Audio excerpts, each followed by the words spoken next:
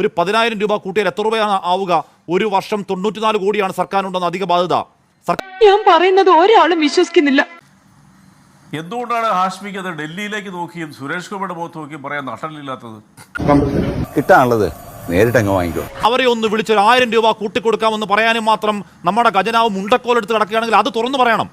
അല്ല, നിന്റെ തമാശ എനിക്ക് ഇഷ്ടമായി. നീ പറഞ്ഞതുപോലെ ചെയ്യാൻ നിന്റെ കൂലിക്കാരോ വേണ്ടിയിട്ട് ഏറ്റവും കൂടുതൽ ശബ്ദിച്ചത്, അവർക്ക് വേണ്ടിയിട്ട് ഏറ്റവും കൂടുതൽ ഓർഡർ നൽകിയത് ഇന്ത്യയിൽ 28 സംസ്ഥാനമുള്ള ഇന്ത്യയിൽ കേരളം മാത്രമാണ്. ഇത് ഏത് സിനിമയിലെ കഥയാ? എന്താ അങ്ങനെ സംഭവിച്ചൂടെ? ഞാൻ ഡെയിലി 4 ലിറ്റർ കരിങ്ങാലി വെള്ളം കുടിക്കണേ, അല്ലാണ്ട് ഗോമൂത്രമല്ല.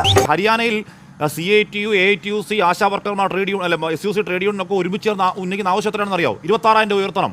ഇനി മറ്റൊരു ഞെട്ടിക്കുന്ന സത്യം ഞാൻ പറയട്ടെ.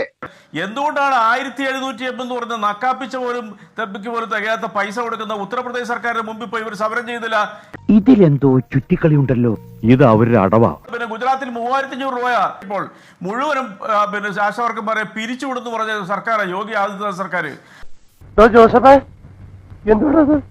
കേരളത്തിൽ അവരിപ്പോ ആവശ്യപ്പെടുന്നത് 21,000 രൂപ പോലും പോരാ, അതിൽ കൂടുതൽ കൊടുക്കണം എന്നുള്ള നിലപാടിലാണ് ഇടതുപക്ഷം. അത് കേന്ദ്ര സർക്കാർ പിടിച്ചു വെച്ചിരിക്കുന്ന തുക പോലും തരുന്നില്ല, 100 കോടി രൂപ. എങ്ങനെ ഉണ്ടായിരുന്നു എന്റെ പെർഫോമൻസ്? അയ്യോ, മനോഹരമായിരുന്നു. അത് പിന്നെ എന്റെ ഒരു പേഴ്സണാലിറ്റിയുടെ വിഷയമാണ്. ചേട്ടാ, നമ്പർ മറക്കണ്ട, ഞങ്ങളും തന്നതേ ചോറ് തന്നെയാ.